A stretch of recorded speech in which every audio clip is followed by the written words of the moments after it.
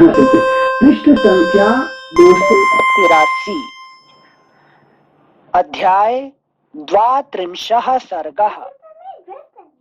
श्री राम के मारे जाने का विश्वास करके सीता का विलाप तथा रावण का सभा में जाकर मंत्रियों के सलाह से युद्ध विषयक उद्योग करना।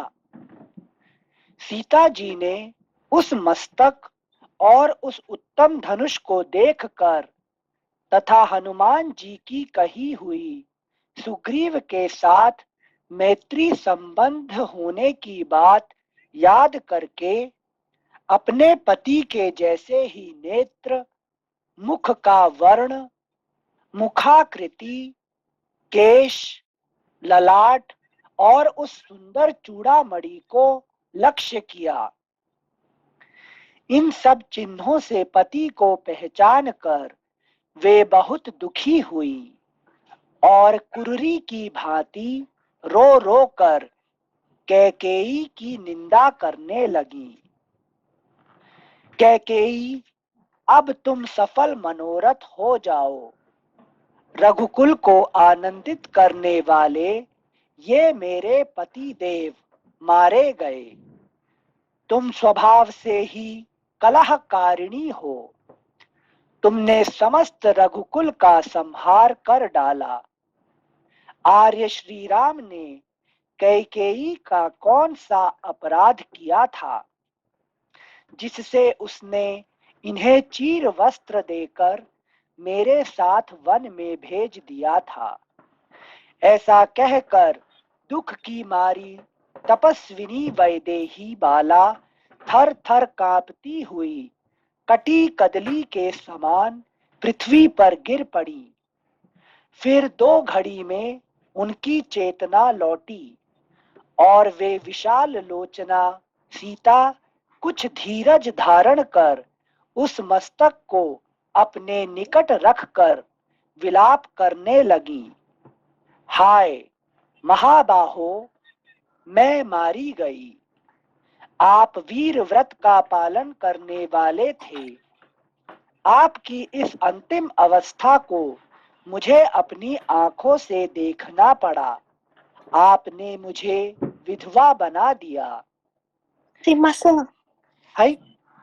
すいません、ミルさん。先生、すいません。I have a question. Why here, Sita ji complaining to Kaikeyi in the first scene? Because it is because of the Kaikeyi, they have to come to the forest, isn't it? Yeah. Yes.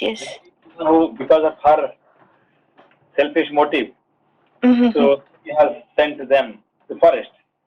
That's why he is blaming as a human role. He is blaming to Kaikeyi because due to Kaikeyi they have to come to the forest. Okay, not direct to Ravan. Not to the Ravan, because if Kaikeyi has not sent, then they wouldn't have met Ravan. Okay, they would have been staying in the forest. All this problem would have been happening, isn't it? Yeah. Okay. Okay. Thank you so much. Thank you, Anil-san. Hi, thank you. श्लोक संख्या 9। स्त्री से पहले पति का मरना उसके लिए महान अनर्थकारी दोष बताया जाता है। मुझ सती साध्वी के रहते हुए मेरे सामने आप जैसे सदाचारी पति का निधन हुआ, यह मेरे लिए महान दुख की बात है। मैं महान संकट में पड़ी हूँ, शोक के समुद्र में डूबी हूँ। जो मेरा उद्धार करने के लिए उद्यत थे, उन आप जैसे वीर को भी शत्रुओं ने मार गिराया। रघुनंदन, जैसे कोई बछड़े के प्रति स्नेह से भरी हुई गाय को उस बछड़े से विलग कर दे, यही दशा मेरी सास कौसल्या की हुई है। वे दयामयी जननी आप जैसे पुत्र से बिछुड़ गईं। रघुवीर, ज्योतिषियों ने तो आपकी आयु बहुत बड़ी बताई थी, किंतु उनकी बात झूठी सिद्ध हुई। रघुनंदन, आप बड़े अल्पायु निकले, अथवा बुद्धिमान होकर भी आपकी बुद्धि मारी गई। तभी तो आप सोते हुए ही शत्रु के वश में पड़ गए, अथवा यह काल ही समस्त प्राणियों के उद्भव में हेतु है।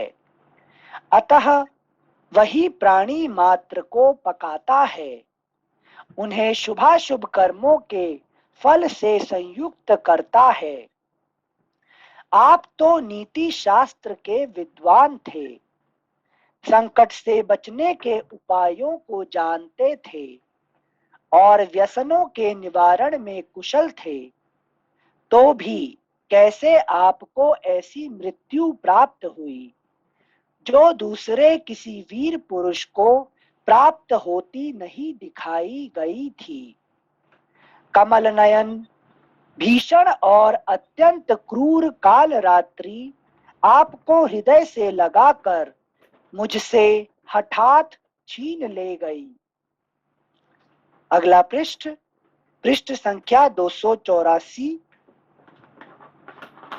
पुरुषोत्तम महाबाहो, आप मुझ तपस्विनी को त्याग कर अपनी प्रियतमा नारी की भांति इस पृथ्वी का आलिंगन करके यहाँ सो रहे हैं।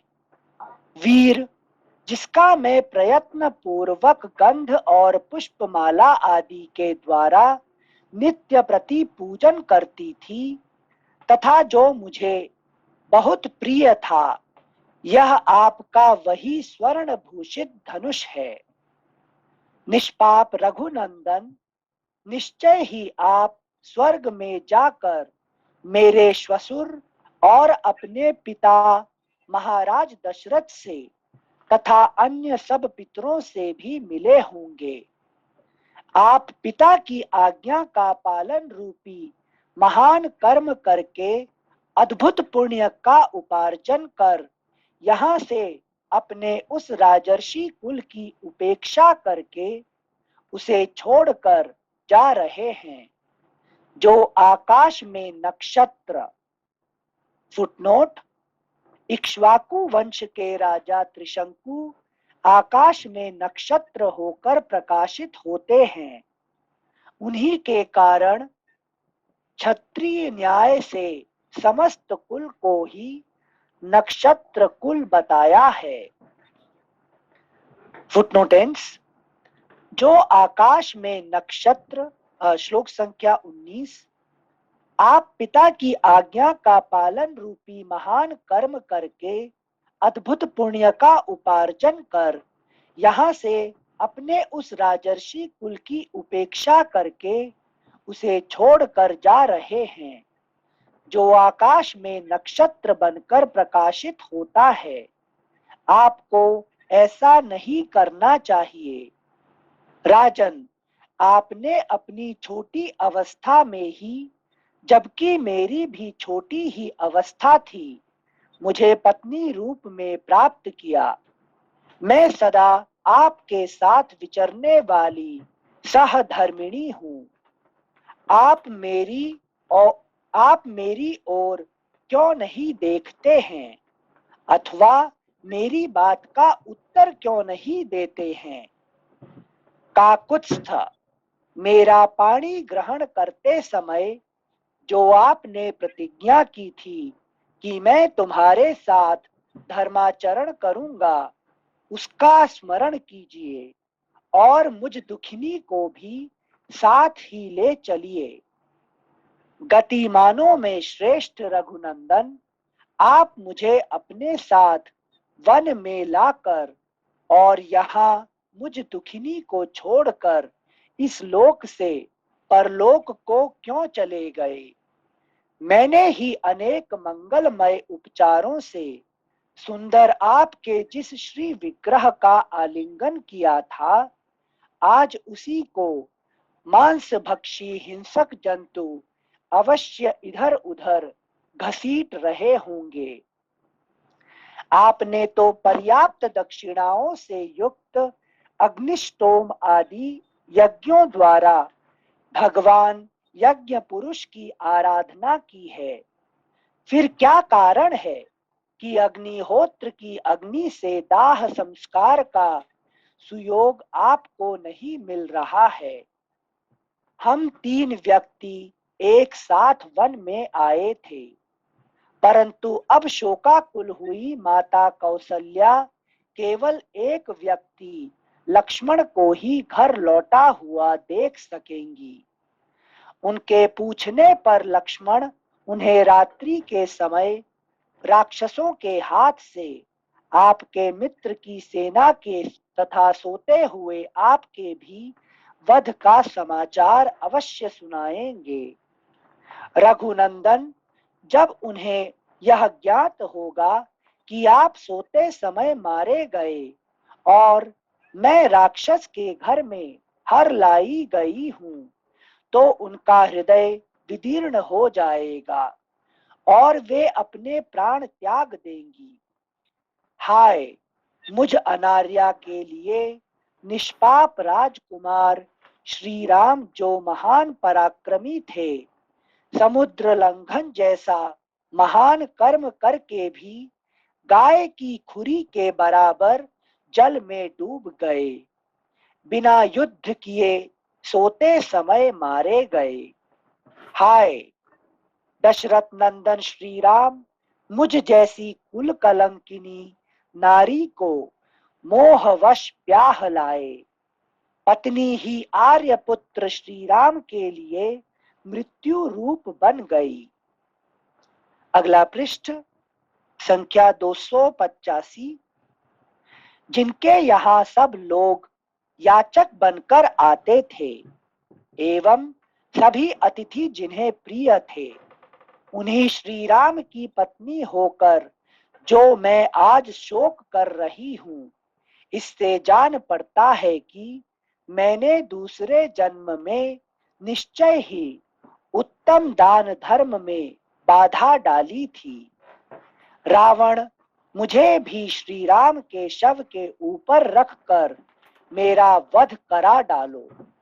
इस प्रकार पति को पत्नी से मिला दो। यह उत्तम कल्याणकारी कार्य है, इसे अवश्य करो। रावण, मेरे सिर से पति के सिर का और मेरे शरीर से उनके शरीर का संयोग करा दो। इस प्रकार मैं अपने महात्मा पति की गति का ही अनुसरण करूंगी। इस प्रकार दुख से संतप्त हुई विशाल लोचना जनक नंदिनी सीता पति के मस्तक तथा धनुष को देखने और विलाप करने लगी। जब सीता इस तरह विलाप कर रही थी, उसी समय वहां रावण की सेना का एक राक्षस हाथ जोड़े हुए अपने स्वामी के पास आया। उसने आर्यपुत्र महाराज की जय हो कहकर रावण का अभिवादन किया और उसे प्रसन्न करके यह सूचना दी कि सेनापति प्रहस्त पधारे हैं। प्रभो, सब मंत्रियों के साथ प्रहस्त महाराज की सेवा में उपस्थित हुए हैं। वे आपका दर्शन करना चाहते हैं, इसीलिए उन्होंने मुझे यहाँ भेजा है। क्षमाशील महाराज, निश्चय ही कोई अत्यंत आवश्यक राजकीय कार्य आ पड़ा है, अतः आप उन्हें दर्शन देने का कष्ट करें। राक्षस की कही हुई यह बात सुनकर दशग्रीव रावण, तो समझ में आया ना ये बात, तो है कि नहीं? अब सीता जी का जो राम जी का प्रति जो ये जो है ना, क्या कहते हैं, स्नेह था, उससे राम जी वहां पे आक्रमण करने के लिए बात कर दिए, है कि लंका पर। हाँ, तो फिर ये सब बात हो रहा है, इनको लेके जा रहे हैं सर, ठीक है ना? अच्छा, ये बात राम जी को पता चल गया। सेंसी नहीं समझ में आया क्या बोल रहे हैं, सॉरी सेंसी, और एक बार प्लीज। सीता जी अभी जो अभी क्या है कि राम जी के बारे में विलाप कर रही है, ठीक है ना, तो ये बात राम जी को पता चली, ठीक है ना, इसीलिए राम जी क्या कर रहे हैं, वो लंका पर आक्रमण की चढ़ाई कर दिए, ठीक है, जिसकी वजह से अभी वो आया, राक्षस आया है कि नहीं, प्रयास होता है, सेनापति है ना, तो सेनापति बुला रहे हैं कि भाई कैसे क्या करें, क्योंकि इनका आदेश के बिना लड़ाई नहीं कर सकता ना, है कि नहीं। हाँ, क्या रावण के आदेश के बिना, है कि नहीं, उनका सैनिक को भेज नहीं सकते ना वहाँ पे लड़ाई करने के लिए, इसीलिए वो भेजा है। ठीक है, थैंक यू सेंसे। सेंसे मतलब सीता जी को विश्वास होने के पश्चात भी शक नहीं हुआ कि ये राम जी का सर नहीं हो सकता, वो इतना ये भी एक लीला इसीलिए है कि जब तक सीता जी का क्रंदन नहीं होता है तो फिर वो, जैसे कि जब बच्चा नहीं रोएगा तो माँ दूध नहीं देगी बच्चे को, ठीक है ना, तो बच्चे को रोने का जरूरी है वहां पे, है कि नहीं, सिर्फ बैठे रहेगी तो माँ का दूध थोड़ी देगी उसको, है कि नहीं। अच्छा, हाँ हाँ हाँ, इस तरह से जो है ना, इनका रोने का ये जो है जरूरी है आक्रमण करने के लिए, ठीक है ना। ओके, हाँ सेंसे, थैंक यू सेंसे। श्लोक संख्या 38, रोने के लिए, सॉरी सेंसे एक बार वापस से अटक गए।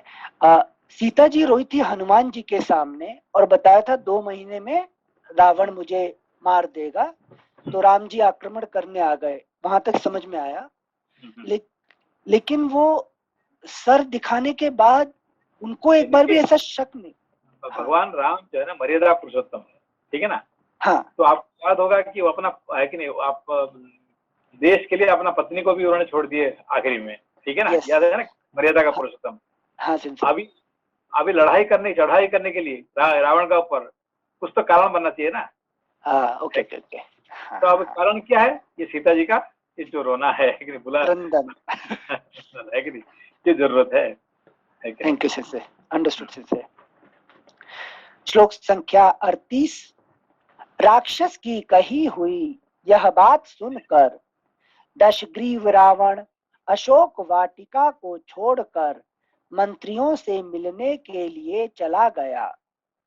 उसने मंत्रियों से अपने सारे कृत्य का समर्थन कराया और श्री रामचंद्र जी के पराक्रम का पता लगाकर सभा भवन में प्रवेश करके वह प्रस्तुत कार्य की व्यवस्था करने लगा।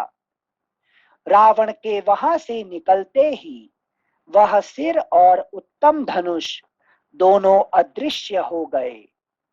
राक्षस राज रावण ने अपने उन भयानक मंत्रियों के साथ बैठकर राम के प्रति किए जाने वाले तत्कालोचित कर्तव्य का निश्चय किया। फिर राक्षस राज रावण ने पास ही खड़े हुए अपने हितैषी सेनापतियों से इस प्रकार समयानुकूल बात कही, तुम सब लोग शीघ्र ही डंडे से पीट पीट कर धौसा बजाते हुए समस्त सैनिकों को एकत्र करो, परंतु उन्हें इसका कारण नहीं बताना चाहिए।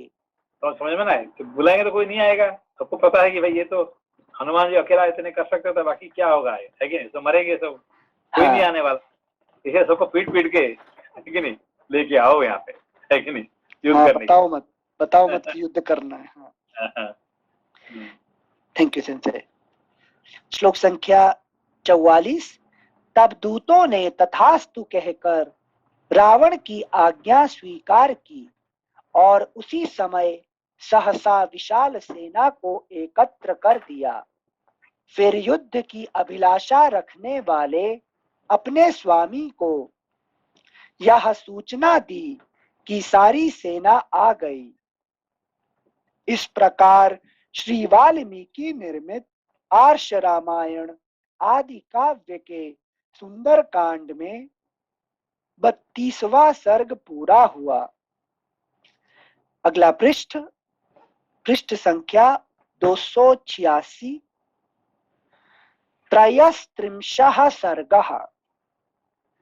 शर्मा का सीता को सांत्वना देना, रावण की माया का भेद खोलना, रावण की माया का भेद खोलना, श्री राम के आगमन का प्रिय समाचार सुनाना और उनके विजयी होने का विश्वास दिलाना। विदेह नंदिनी सीता को मोह में पड़ी हुई देख शर्मा नाम की राक्षसी उनके पास उसी तरह आई जैसे प्रेम रखने वाली सखी अपनी प्यारी सखी के पास जाती है। सीता राक्षस राज की माया से मोहित हो वहां सीता राक्षस राज की माया से मोहित हो बड़े दुख में पड़ गई थी। उस समय मृदु भाषिणी शर्मा ने उन्हें अपने वचनों द्वारा सांत्वना दी। शर्मा रावण की आज्ञा से सीता की रक्षा करती थी। उसने अपनी रक्षणीया सीता के साथ मैत्री कर ली थी। वह बड़ी दयालु और दृढ़ संकल्प थी। शर्मा ने सखी सीता को देखा। उनकी चेतना नष्ट सी हो रही थी, जैसे परिश्रम से थकी हुई घोड़ी धरती की धूल में लौट कर खड़ी हुई हो। उसी प्रकार सीता भी पृथ्वी पर लौट कर रोने और विलाप करने के कारण धूली धूसरित हो रही थी। उसने एक सखी के स्नेह से उत्तम व्रत का पालन करने वाली सीता को आश्वासन दिया। विदेह नंदिनी, धैर्य धारण करो, तुम्हारे मन में व्यथा नहीं होनी चाहिए। भीरू, रावण ने तुमसे जो कुछ कहा है और स्वयं तुमने उसे जो उत्तर दिया है वह सब मैंने सखी के प्रति स्नेह होने के कारण सुन लिया है। विशाल लोचने, तुम्हारे लिए मैं रावण का भय छोड़कर अशोक वाटिका में सूने गहन स्थान में छिपकर सारी बातें सुन रही थी। मुझे रावण से कोई डर नहीं है। मिथिलेश कुमारी, राक्षस राज रावण जिस कारण यहाँ से घबरा कर निकल गया है उसका भी मैं वहां जाकर पूर्ण रूप से पता लगा आई हूँ। भगवान श्री राम अपने स्वरूप को जानने वाले सर्वज्ञ परमात्मा हैं। उनका सोते समय वध करना किसी के लिए भी सर्वथा असंभव है। पुरुष सिंह श्री राम के विषय में इस तरह उनके वध होने की बात युक्ति संगत नहीं जान पड़ती। वानर लोग वृक्षों के द्वारा युद्ध करने वाले हैं। उनका भी इस तरह मारा जाना कदापि संभव नहीं है, क्योंकि जैसे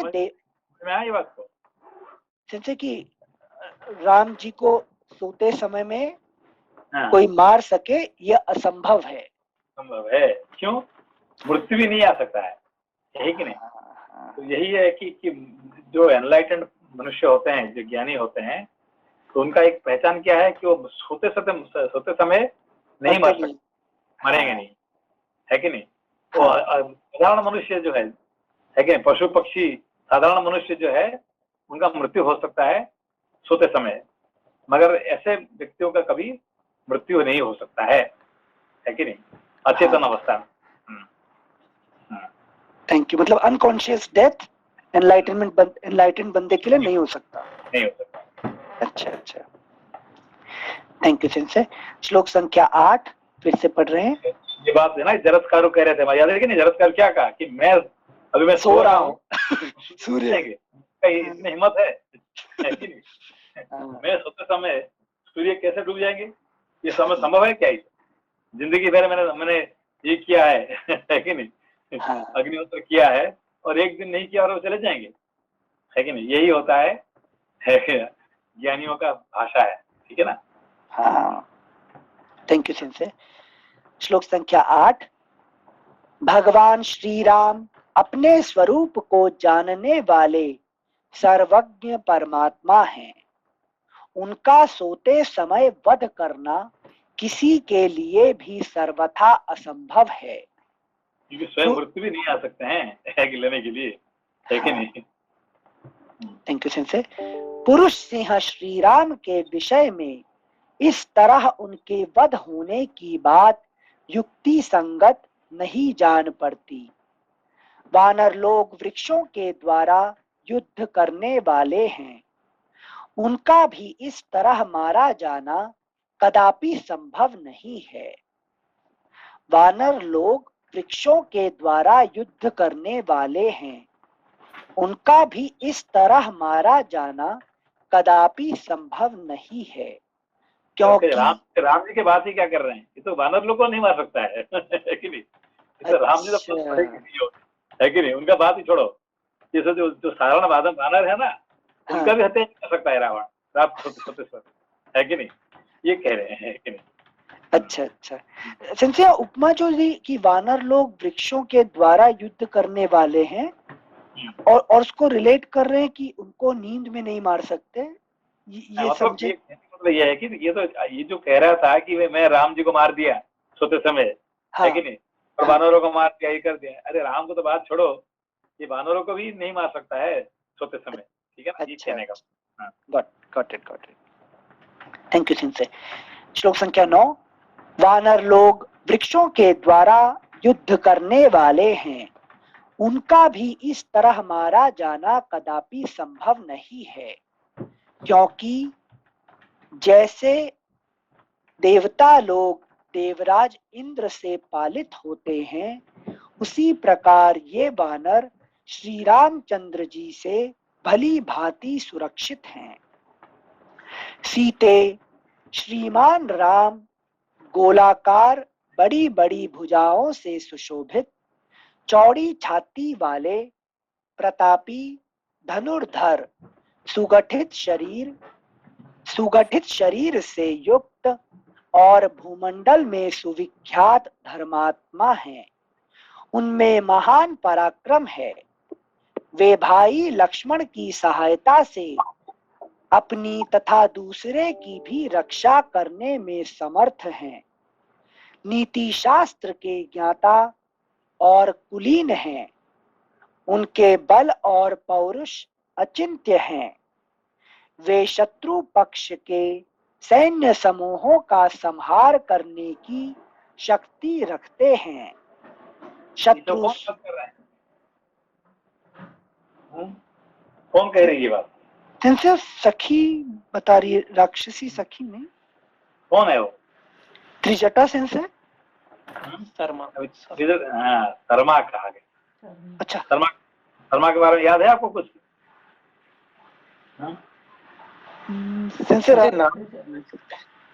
पूछिए भैया, बोलिए। नहीं, सिर्फ नाम सुना हुआ है कहीं पे। हाँ, कहाँ नाम सुना है? पता नहीं, सिंसे कुछ पढ़ रहे थे उसी बीच में कहीं पे सुना है, याद नहीं आ रहा है इस समय।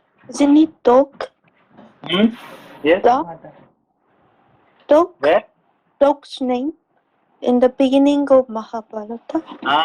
In the beginning of Mahabharata, yes, that dog, yes, that yes, that's what the point is. The same Sarma, she comes to fulfill the gods, the deities' job, okay? तो अभी सीता जी का काम है कि रक्षा करने के लिए वो आई है, और वहाँ पे came as a dog who wanted to stop the Sarpa Yajna. Okay, her job was very important because she cursed Janmejaya that your yajna will not be fulfilled. Okay. Okay. Good. Okay. हाँ sorry सिंसी, कहाँ पे जब वो सर्प यज्ञ होता है वहाँ पे जो सर्प यज्ञ हो रहा था, तो सर्प यज्ञ कौन किसने बंद करा दिया? सेंसी वहाँ पे एक आस्तिक नाम के ऋषि आते हैं। सबसे पहला जो है ये जो शर्मा है, जो जो कुतिया थी वहां पे, हाँ। वो उनका बच्चे जो वहाँ है कि नहीं, वो आगे घूम रहे थे, तो उनको जो उनका जो गार्डमैन थे ना, वो उनको मारने लगे, उनका पैर तोड़ दिए, ठीक है ना। तो वो आया और बच्चा आया और रोने लगा माँ के सामने, मेरा पैर तोड़ दिया। क्यों? वो यज्ञ कर रहे थे, मैं वहां देखने गया था और मुझे तोड़ दिया। तुमने कुछ किया होगा? कि मैंने कुछ नहीं किया।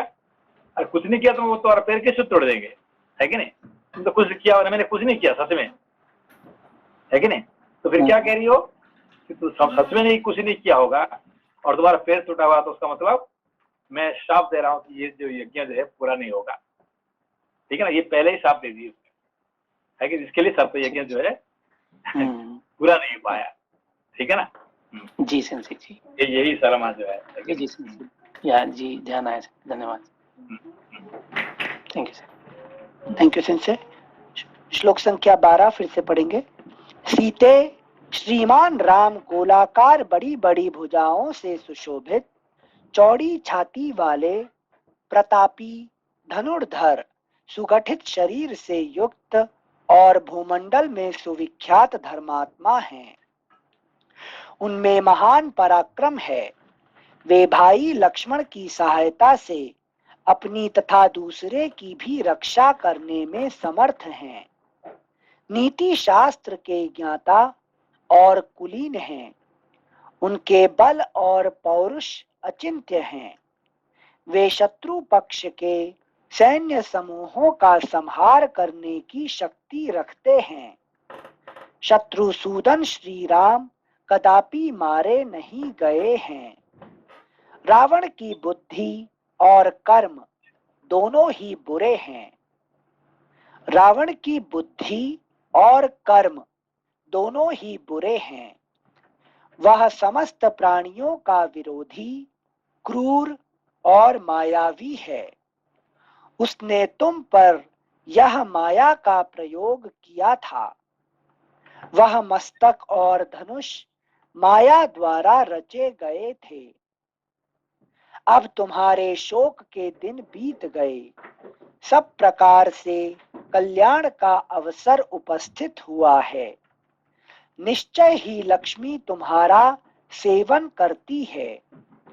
तुम्हारा प्रिय कार्य होने जा रहा है। अगला पृष्ठ संख्या 287। तुम्हारा प्रिय कार्य होने जा रहा है, उसे बताती हूँ, सुनो। श्री रामचंद्र जी वानर सेना के साथ समुद्र को लांघकर इस पार आ रहे हैं। उन्होंने सागर के दक्षिण तट पर पड़ाव डाला है। मैंने स्वयं लक्ष्मण सहित पूर्ण काम श्री राम का दर्शन किया है। वे समुद्र तट पर ठहरी हुई अपनी संगठित सेनाओं द्वारा सर्वथा सुरक्षित हैं। रावण ने जो जो शीघ्रगामी राक्षस भेजे थे, वे सब यहाँ यही समाचार लाए हैं कि श्री रघुनाथ जी समुद्र को पार करके आ गए। विशाल लोचने इस समाचार को सुनकर यह राक्षस राज रावण अपने सभी मंत्रियों के साथ गुप्त परामर्श कर रहा है। जब राक्षसी शर्मा सीता से ये बातें कह रही थी, उसी समय उसने युद्ध के लिए पूर्णतः उद्योगशील सैनिकों का भैरव नाद सुना। डंडे की चोट से बजने वाले धौंसे का गंभीर नाद सुनकर मधुर भाषिणी शर्मा ने सीता से कहा, भीरू, यह भयानक भेरी नाद युद्ध के लिए तैयारी की सूचना दे रहा है। मेघ की गर्जना के समान रणभेरी का गंभीर घोष तुम भी सुन लो। मतवाले हाथी सजाए जा रहे हैं। रथ में घोड़े जोते जा रहे हैं और हजारों घुड़सवार हाथ में भाला लिए दृष्टिगोचर हो रहे हैं। जहां तहां से युद्ध के लिए सम्नद्ध हुए सहस्रों सैनिक दौड़े चले आ रहे हैं। सारी सड़कें अद्भुत वेश में सजे और बड़े वेग से गर्जना करते हुए सैनिकों से उसी तरह भरती जा रही हैं जैसे जल के असंख्य प्रवाह सागर में मिल रहे हों।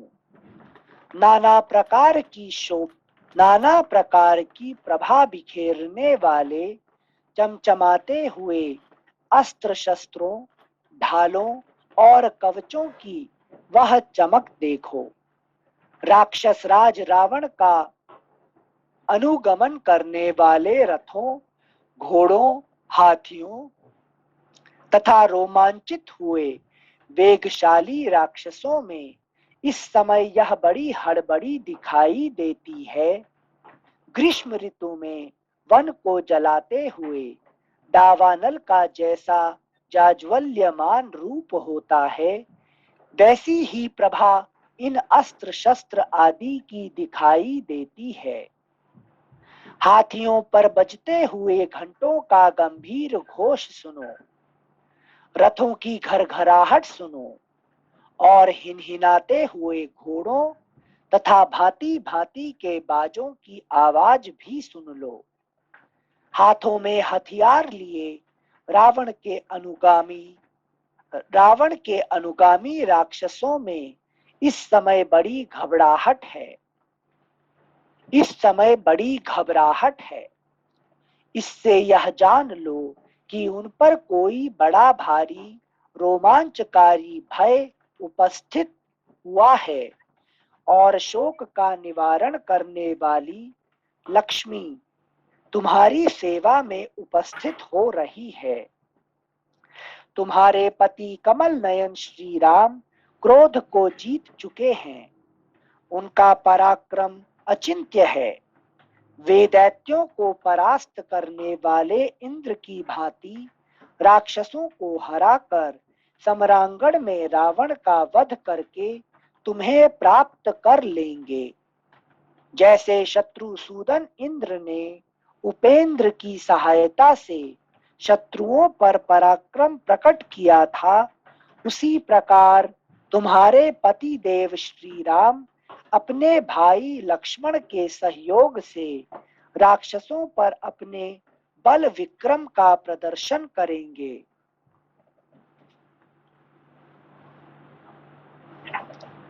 अगला पृष्ठ संख्या 288। शत्रु रावण का संहार हो जाने पर मैं शीघ्र ही तुम जैसी सती साध्वी को यहाँ पधारे हुए श्री रघुनाथ जी की गोद में समोद बैठी देखूंगा। अब शीघ्र ही तुम्हारा मनोरथ पूरा होगा।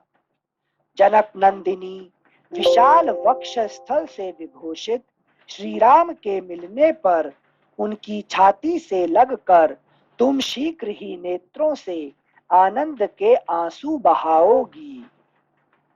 देवी सीते, कई महीनों से तुम्हारे केशों की एक ही वेणी जटा के रूप में परिणत हो जो कटी प्रदेश तक लटक रही है, उसे महाबली श्री राम शीघ्र ही अपने हाथों से खोलेंगे।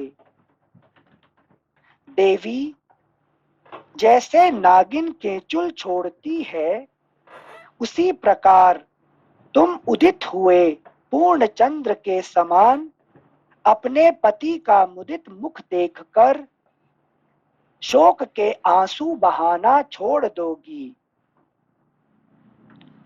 मिथिलेश कुमारी, सम्रांगण में शीघ्र ही रावण का वध करके सुख भोगने के योग्य श्री राम सफल मनोरथ हो तुझ प्रियतमा के साथ मनोवांछित सुख प्राप्त करेंगे।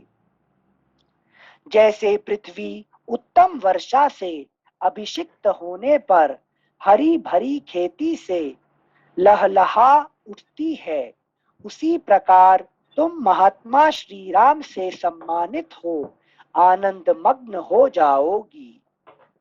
देवी, जो गिरिवर मेरु के चारों ओर घूमते हुए अश्व की भांति शीघ्रता पूर्वक मंडलाकार गति से चलते हैं, उन्हीं भगवान सूर्य की, जो तुम्हारे कुल के देवता हैं, तुम यहाँ शरण लो, क्योंकि ये प्रजाजनों को सुख देने तथा उनका दुख दूर करने में समर्थ हैं।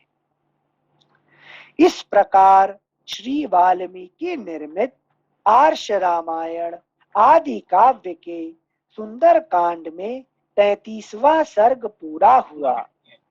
सुंदरकांड नहीं है। आदि काव्य के सुंदर कांड में यस सिंसे टाइप अभी अभी तक सुंदरकांड में बैठे हैं क्या आप? नहीं सिंसे वहाँ टाइप गलत, हम उसी को देख के पढ़ दिए, गलती है हमारी। हाँ टाइप ऐसा था? युद्ध कांड है वो, हमें ध्यान नहीं रखा हमारी पुस्तक। हाँ सिंसे पता नहीं क्यों कॉन्शियस नहीं किया हमने एक्शन, सॉरी सिंसे। युद्ध कांड होगा वो। हाँ सिंसे 1 मिनट, युद्ध कांड, ठीक है। Thank you sensei. इस प्रकार श्री वाल्मीकि निर्मित आर्ष रामायण आदि काव्य के युद्ध कांड में 33वां सर्ग पूरा हुआ। इनसे मन शायद सुंदर कांड ही होगा। अगला अध्याय चतुस्त्रिंशः सर्गः। क्योंकि सुंदरकांड में हमेशा हनुमान जी का रहना जरूरी है। हनुमान जी नहीं रहेंगे तो सुंदरकांड नहीं होता है, ठीक है ना? हाँ सिंसे आपकी पुस्तक में टाइप नहीं है ना मिस्टेक? मैं देखा नहीं है मगर मैं अच्छा नहीं है अनिल साहब, मेरा युद्ध कांड में लिखा है।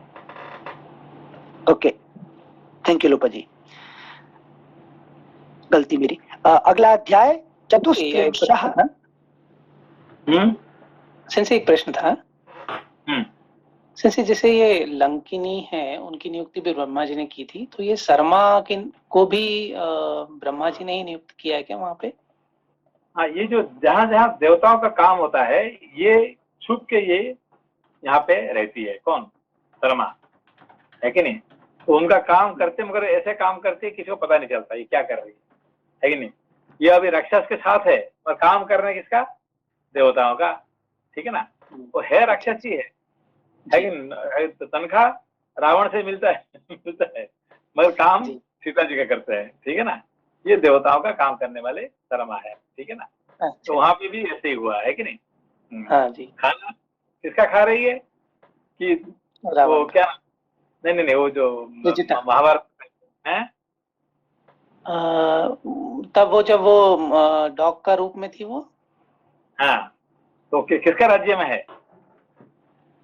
जन्मेजय के राज्य में। जन्मेजय का राज्य में है। जन्मेजय का राज्य रह के वो राजा को श्राप दे देती है कि तुम्हारा यज्ञ पूरा नहीं होने वाला है कि नहीं? है कि नहीं? ऐसे ही इनका काम है। अच्छा जी सर, थैंक यू। ठीक है, थैंक यू सिंसे। अगला अध्याय चतुस्त्रिंशः सर्गः। सीता के अनुरोध से शर्मा का उन्हें मंत्रियों सहित रावण का निश्चित विचार बताना। रावण के पूर्वोक्त वचन से मोहित एवं संतप्त हुई सीता को शर्मा ने अपनी वाणी द्वारा उसी प्रकार आह्लाद प्रदान किया जैसे ग्रीष्म ऋतु के ताप से दग्ध हुई पृथ्वी को वर्षा काल की मेघमाला अपने जल से आह्लादित कर देती है।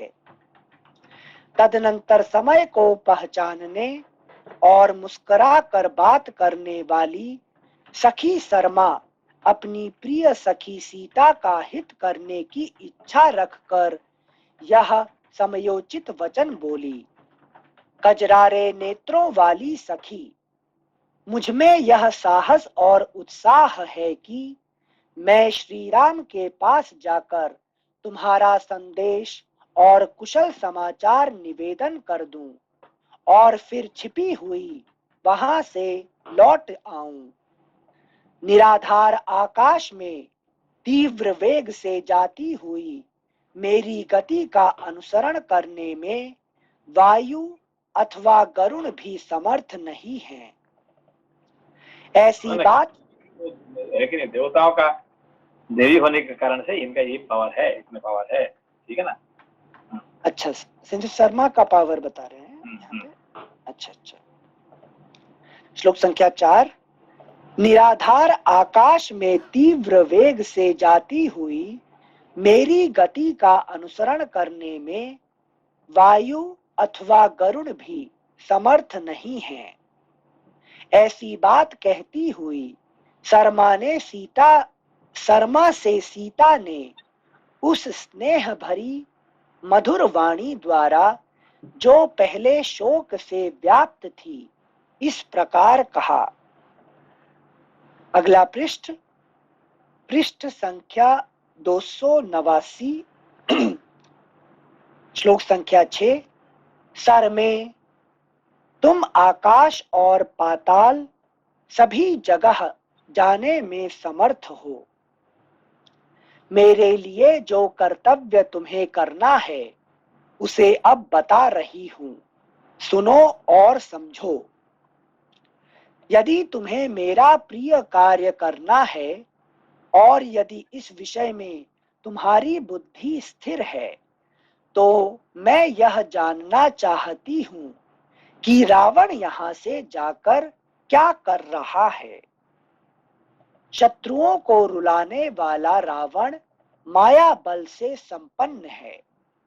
वह दुष्टात्मा मुझे उसी प्रकार मोहित कर रहा है जैसे वारुणी अधिक मात्रा में पी लेने पर वह पीने वाले को मोहित अचेत कर देती है।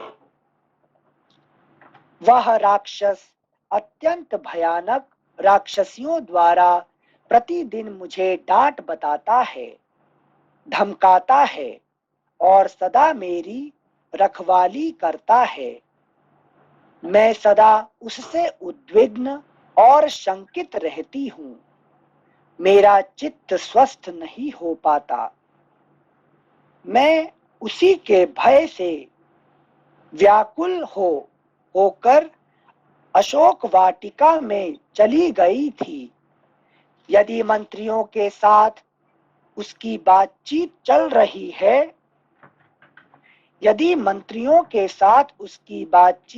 रही है, तो वहां जो कुछ निश्चय हो अथवा रावण का जो निश्चित विचार हो, वह सब मुझे बताती रहो। वह मुझ पर तुम्हारी बहुत बड़ी कृपा होगी। ऐसी बातें कहती हुई सीता से मधुर भाषिणी शर्मा ने उनके आंसुओं से भीगे हुए मुखमंडल को हाथ से पोंछते हुए इस प्रकार कहा। मिथिलेश कुमारी जनक नंदिनी, यदि तुम्हारी यही इच्छा है तो मैं जाती हूँ और शत्रु के अभिप्राय को जानकर अभी लौटती हूँ। ऐसा कहकर शर्मा ने उस राक्षस के समीप जाकर मंत्रियों सहित रावण की कही हुई सारी बातें सुनी।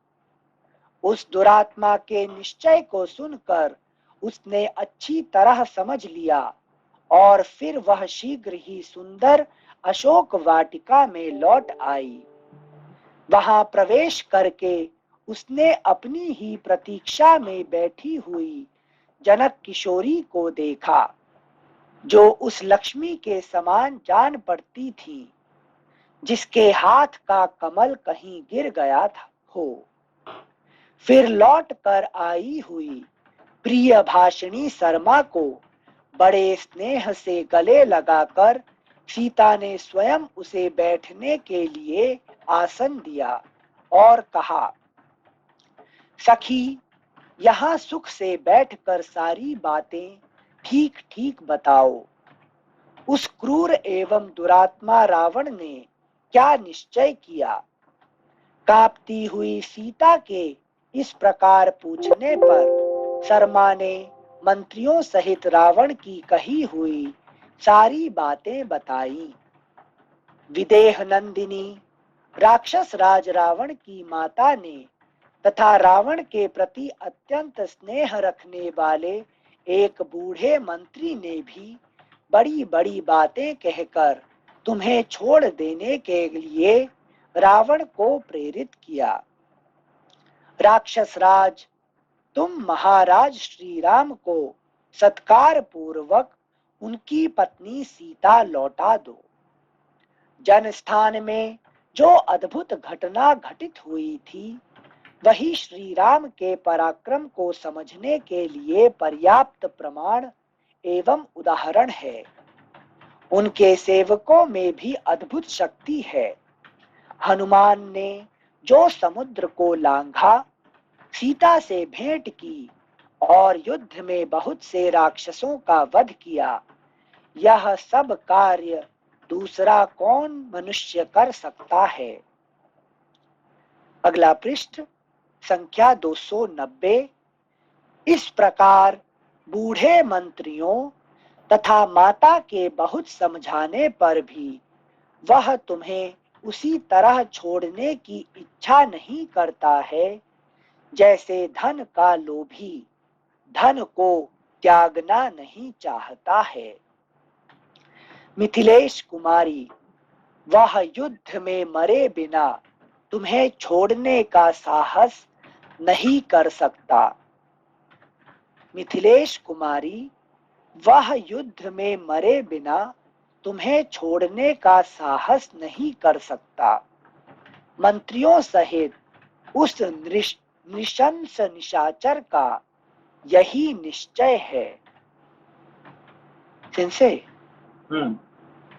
सिंसे यहाँ वह युद्ध में मरे बिना तुम्हें छोड़ने का साहस नहीं कर सकता, तो यहाँ सीता जी को शांति रूप में बता रहे हैं या माया रूपी लक्ष्मी रूप में बता रहे हैं कि जो रजस छोड़ नहीं सकता? नहीं, रजस को क्या करता है कि शांति को पकड़ रख लेता ना, तो जब तक वो नहीं मरेगा तब तक वो उसको नहीं छोड़ सकता है। युद्ध में मरे बिना उसको नहीं छोड़ सकता है, ठीक है ना। अच्छा, ये रजस पर यही बात है। मतलब रजस को भी परम शांति ही पसंद है, ऐसा बोल रहे हैं क्या? एक शांति पसंद है, मगर वो कैसे मिलना, उसको कैसे वो चाहता है कैसे डिजायर फुलफिल करके उसकी इच्छाएं पूर्ण हो जाए, कर्म करके, है कि मुझे शांति चाहिए अपना कर्म करके, है कि नहीं। यही जो हमारा रजस क्वालिटी, हम क्या चाहते हैं कि मुझे शांति चाहिए, मगर कैसे, क्या शांति चाहिए, मैं अपना कर्म करके, पैसा बना के, घर बना के, है कि नहीं, बड़ा दोस्त बना के, परिवार बड़ा करके फिर मैं शांति प्राप्त करूंगा। ये रजस क्वालिटी का शांति है कि नहीं। शांति इससे मिलता है कैसे? नहीं मिलता। ये नहीं मिलेगा, ये आदमी मर जाएगा मगर शांति नहीं मिलेगा उसको। जितने रजस के साथ रहेगा इतना अशांति बढ़ेगा, है कि नहीं। रजस के साथ क्या रहेगा? अशांति रहेगा, शांति नहीं रहेगा। ठीक है ना। हाँ सिंसे, लेकिन रजस भय भी तो ले आता है ना कि अगर नहीं करेंगे तो क्या होगा। तो उसी चक्कर में करते रह जाते हैं और करने पर शांति की अनुभूति होती है पर मिलती नहीं है। सारे शोक जो है, भय, है कि नहीं, ये सब क्या है, इसके रजस के साथ रहते हैं। अच्छा, थैंक यू सेंसे। श्लोक संख्या 24 फिर से पढ़ते हैं। मिथिलेश कुमारी, वह युद्ध में मरे बिना तुम्हें छोड़ने का साहस नहीं कर सकता। मंत्रियों सहित उस नृशंस निशाचर का यही निश्चय है।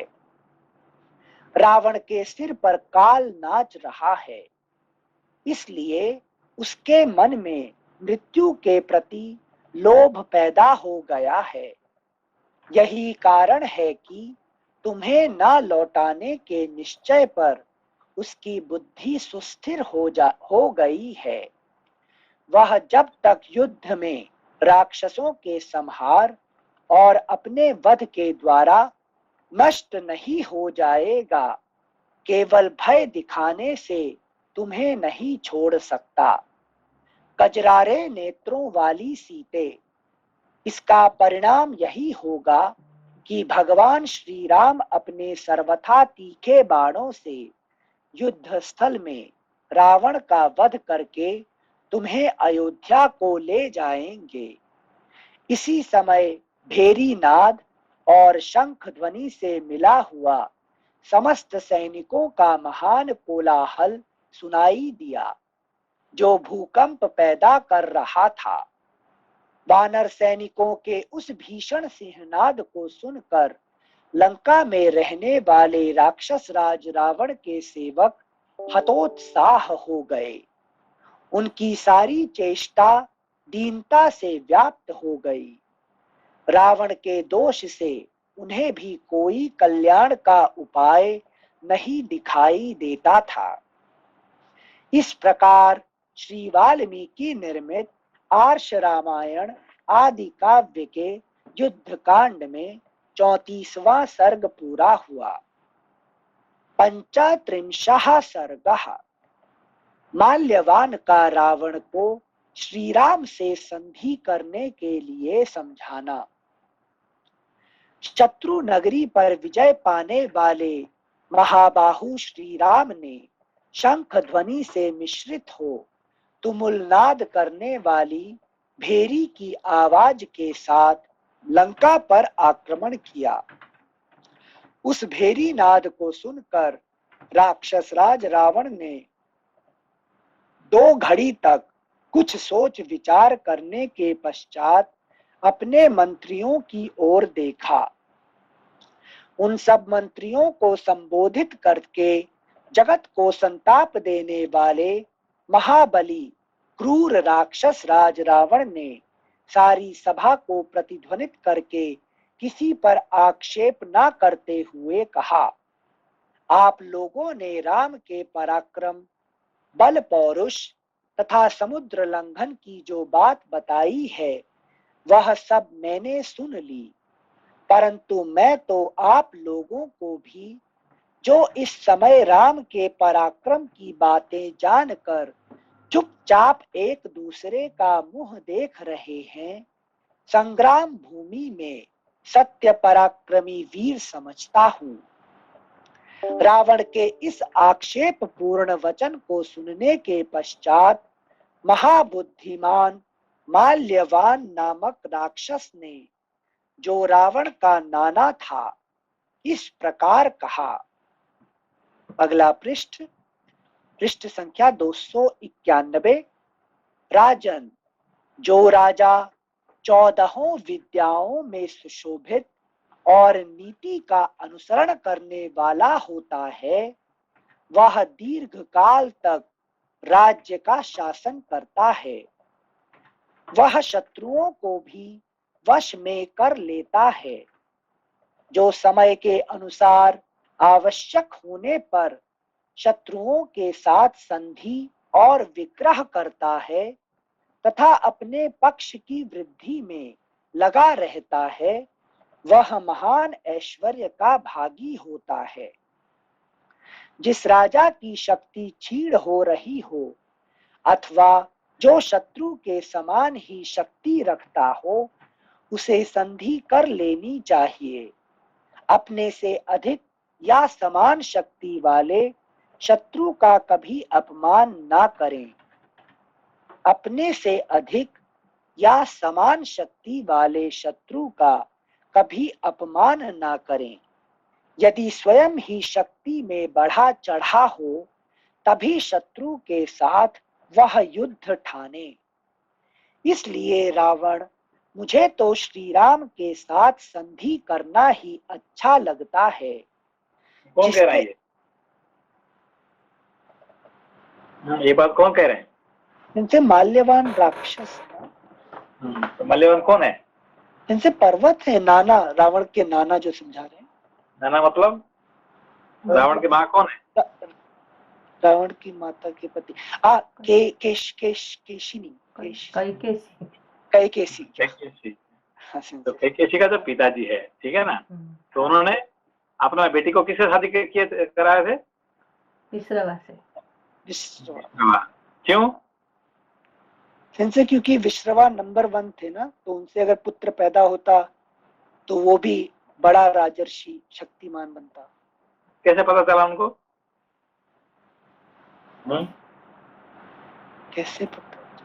कैसे विषय कैसे पता चला कि उनको इतना अच्छे हैं? श्रवण से, उनका नाम से ना, जो वो श्रवण करते हैं, विश्रवा। ये तो है, मगर उनका बेटा कौन था, किसको देख के? अच्छा, कुबेर को देख के। हाँ, कुबेर भाई, इनका बेटा कुबेर है कि नहीं, इतने बड़ा हो सकता है तो फिर, है कि नहीं, फिर मेरा बेटा तो शादी कर देने से है कि नहीं, इसलिए उसे राक्षस कहा जाता है। ठीक है ना? हाँ सेंसे, ठीक है, थैंक यू सेंसे। श्लोक संख्या 9। जिस राजा की शक्ति क्षीण हो रही हो, अथवा जिस राजा की शक्ति क्षीण हो रही हो, अथवा जो शत्रु के समान ही शक्ति रखता हो, उसे संधि कर लेनी चाहिए। अपने से अधिक या समान शक्ति वाले शत्रु का कभी अपमान ना करें। यदि स्वयं ही शक्ति में बढ़ा चढ़ा हो, तभी शत्रु के साथ वह युद्ध ठाने। इसलिए रावण, मुझे तो श्री राम के साथ संधि करना ही अच्छा लगता है, जिसके लिए संधि कर देने से, अभी भाई ये है कि नहीं, मेरा बेटी के साथ इसको शादी कर दूंगा, किसके साथ, ये विश्रवा के साथ, फिर तो अपने आप ये बड़ा हो ही जाएगा, पैसा वाला हो ही जाएगा, है कि नहीं। ये संधि करके काम उठाने वाला है, ठीक है ना। और लड़ाई क्यों करें उसके साथ, संधि कर दो, है कि नहीं। तो जो मिड पाथ ढूंढते हैं ना हर चीज में, मिडिल पाथ बोलते हैं ना जो हर चीज में, कि इससे झगड़ेगा कौन, इनको मना कौन करेगा, तो संधि उसी में अप्लाई होती है क्या? हाँ, बस उसके संधि कर दें तो फिर क्या है कि वो तो अपना राज्य बच जाएगा, तो कोई मरेगा नहीं है, इस काम ये हो जाएगा, ये इसका प्लान है, ठीक है ना। अच्छा, हाँ से। श्लोक संख्या 9 फिर से पढ़ेंगे।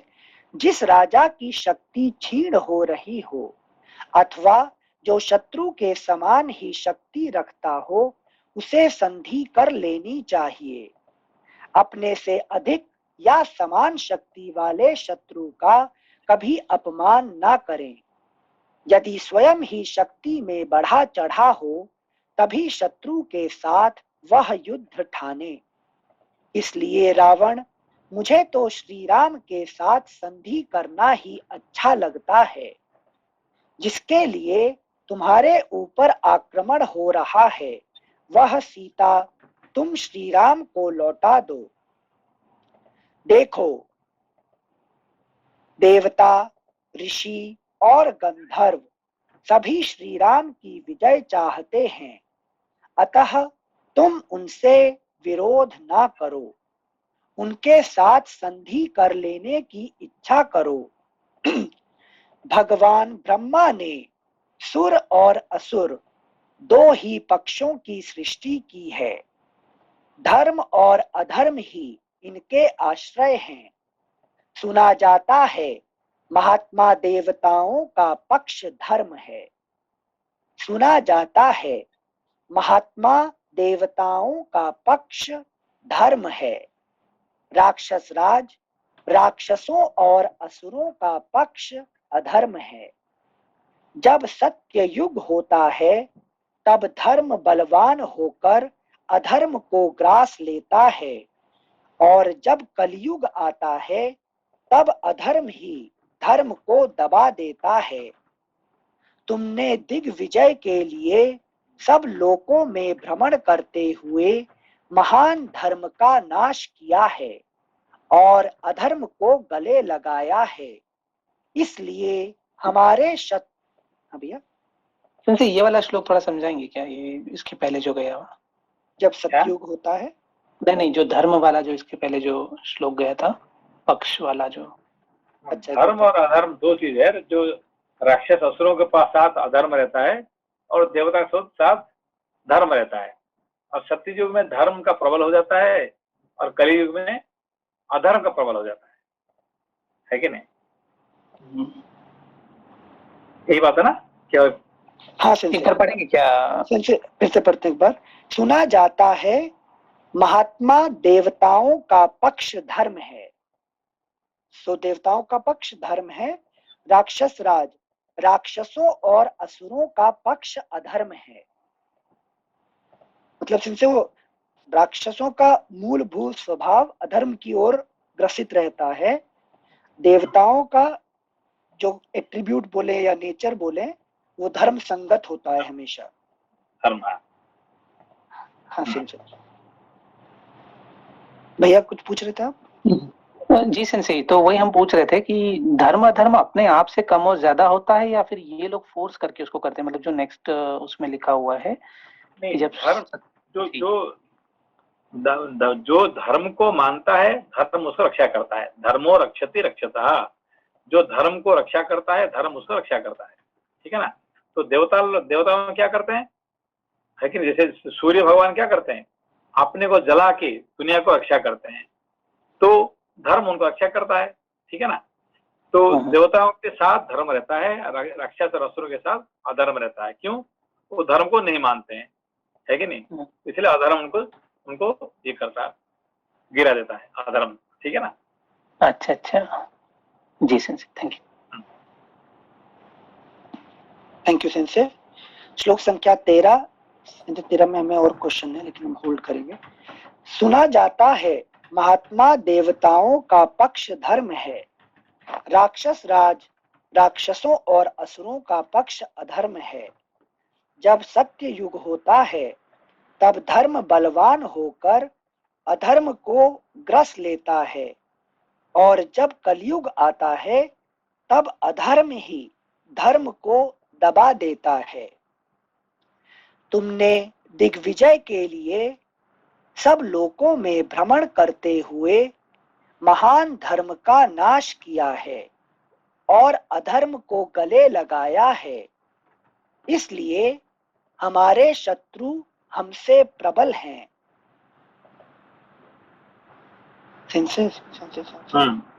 सिंसे काल की अवधारणा और कैसे समझे सतयुग में धर्म कब आता है, कब बलवान वीक होता है, इसमें हमें कुछ प्रश्न पूछने की इच्छा है। लंबा हो जाएगा तो हमें बताएंगे। ठीक है, होल्ड करें कल के लिए? प्लीज। ठीक है, पूछिए। अच्छा, तो सिंसे यहाँ जो काल की अवधारणा बता रहे हैं, जब कलयुग आता है तब अधर्म। ये काल की नहीं है, ये व्यक्ति का है। ठीक है ना। अच्छा, यहाँ पे time is not important, person is important. Okay, so for somebody it may be Kali Yuga, for somebody it is Satya Yuga। Okay, ऐसा है ना आपको? हाँ, है कि नहीं? ये रावण के लिए अभी कली युग है और राम के लिए ये सत्य युग है। ठीक है ना। हाँ, तो समय के लिए ये त्रेता युग है, टाइम के लिए ये त्रेता युग है, मगर राम जी के लिए हनुमान जी के लिए ये सत्य युग है और रावण के लिए ये कली युग है कि नहीं? मंथरा के लिए ये कली युग है, है कि नहीं? कैकेयी के लिए ये कली युग है कि नहीं? और कौशल्य के लिए सत्य युग है कि नहीं? ये पर्सनिफाइड है कि नहीं? हाँ। जैसे तो संकल्प में बोलते हैं ना, संकल्प के टाइम पे कलियुगे प्रथम चरणे, ये समय का हिसाब से। If you are talking about the time, if you are counting the time, it is Kaliyuga time. But हमारे लिए ये सत्ययुग अभी कौन सा युग? हम अभी हम सत्ययुग में अभी है। ठीक है ना। तो आप फिर पढ़ने के बाद फिर हम कलियुग में आ जाएंगे फिर। यस, तू मैं करना शुरू कर देंगे, फिर तो फिर क्या हो जाएगा, फिर कलियुग आ जाएगा। ठीक है ना। ठीक है, फिर कल वैसे देंगे, बंद करते हैं। ठीक है, नमस्ते। नाम सेंसेई।